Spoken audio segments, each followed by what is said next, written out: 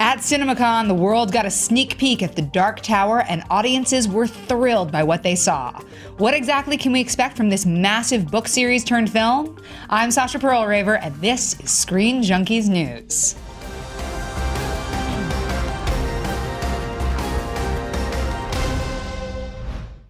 The Dark Tower is a 7-part book series about the gunslinger, played by Idris Elba, and the Man in Black, not to be confused with the Westworld version, played by Matthew McConaughey, in constant battle to reach a tower that connects their world to ours.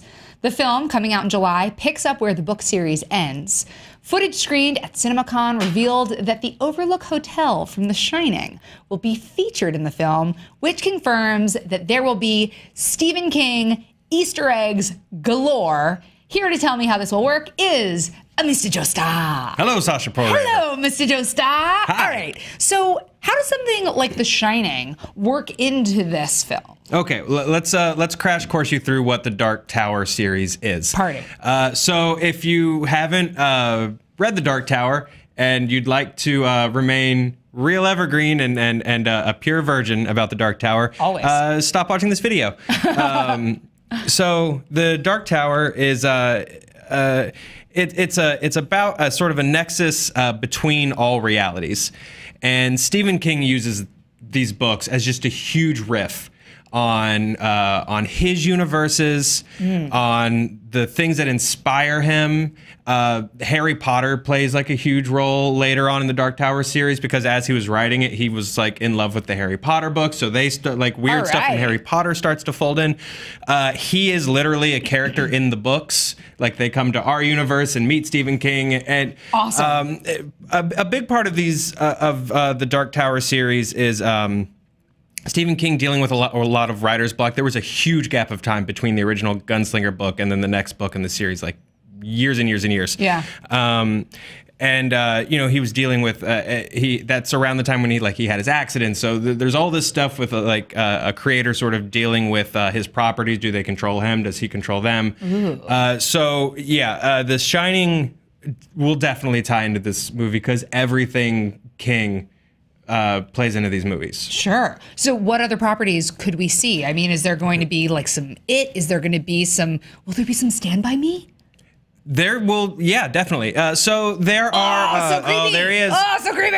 So, you know, let's start with It. And I apologize, Internet, I'm reading off some notes. I love these books, but there is just so, this is a property that you constantly have to refresh yourself on and go, sure. Oh yeah, I do remember that happened. So some little things that are constants throughout Stephen King's books. There are certain totems and imagery that he uses. Turtles and bears show up a lot. Turtles are usually a force for good in his books. For instance, in It, a turtle is his weakness. And that also ties into the Dark Tower. Oh, the number 19 is huge throughout in all of his books and all of his stories, as well as the imagery as roses as a force for good. So across the board, you can tie in almost everything Stephen King's ever written into the Dark Tower, because there's a rose, there's the number 19, but there are some big ones. Salem's Lot, the character Father Callahan, is a main character in the sort of the second half of the series. They spend so much time in the actual world of Salem's Lot in these books. So all the vampires and all of that from Salem's Lot come into play. But then, you know, at one point they actually find a physical copy of the book Salem's Lot. So you have the main character from Salem's Lot holding the book Salem's Lot and being like, what? It's so meta. Oh, it is. Like, if you're a fan of internet Easter egg videos and here's things you missed from the Dark Tower, get ready, because this will be your new drug.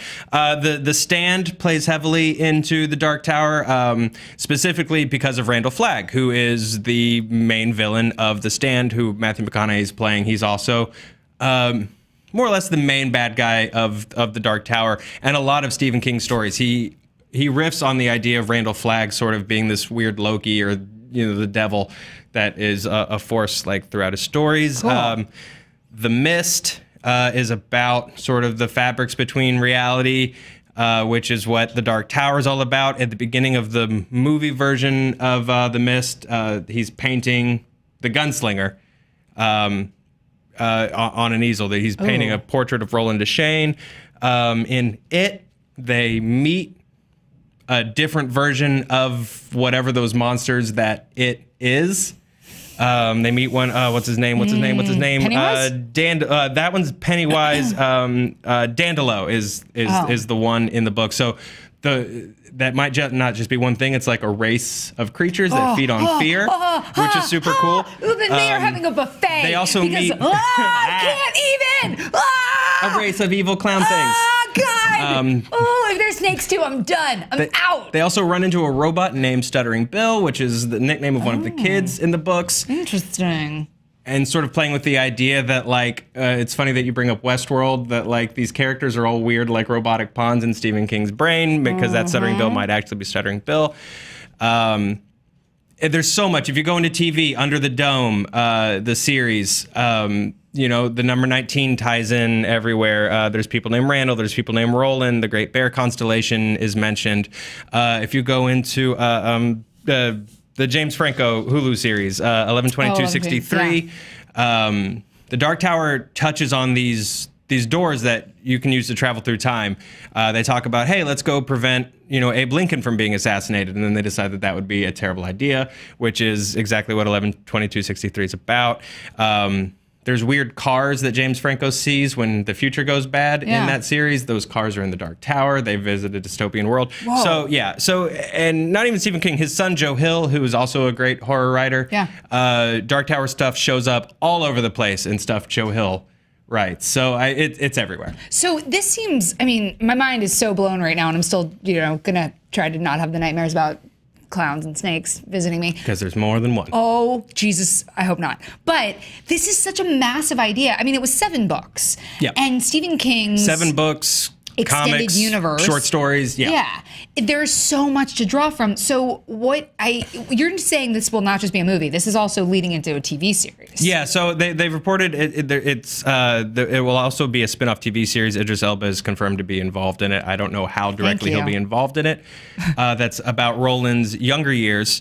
So I think that is a fair question. How do you do this? Because it is a million different things. And so I think the first thing, diehard fans of these stories are going to have to accept that this is not going to be a direct adaptation. They've already said that this movie takes place after the book series. So, and again, stop watching this video if you want to get into these books. Spoilers. The book series begins with the Man in Black fled into the desert and the gunslinger followed. I think I just said that wrong, and everyone on the internet's going to hate me. Don't worry. Just get all up in his ass. You know, get all up in his mentions, y'all. Fled across the desert and the gunslinger followed.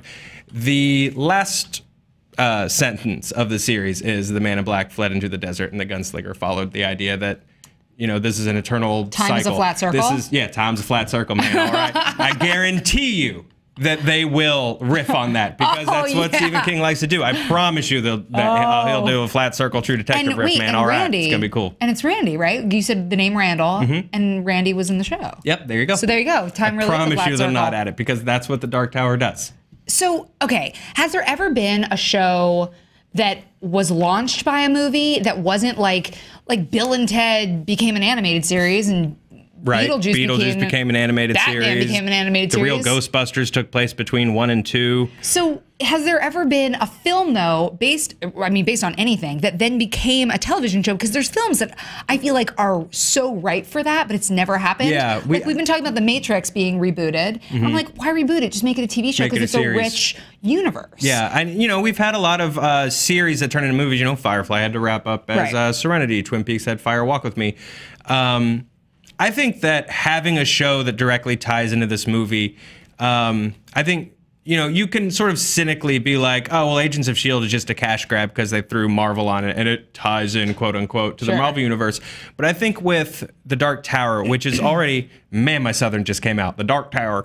Oh boy.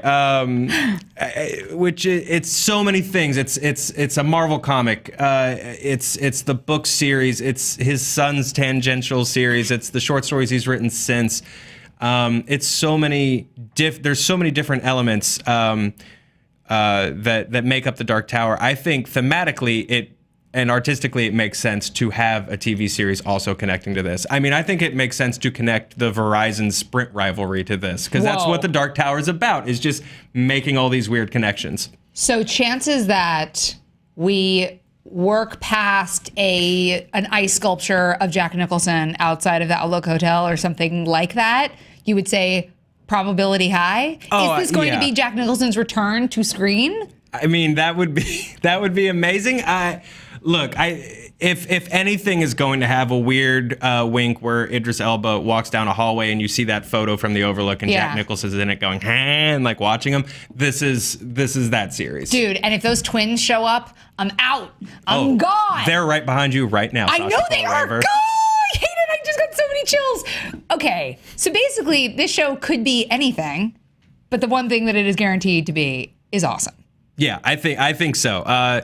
I think that if they can play fast and loose with this story, because the series does have its ups and downs. I love this series, but there are books in it that I think you could go, I don't need you. So I think if you really just play with the concept and the core characters and what makes them great, this could go a million different ways, and they'll all be really fun. You know what I need? You!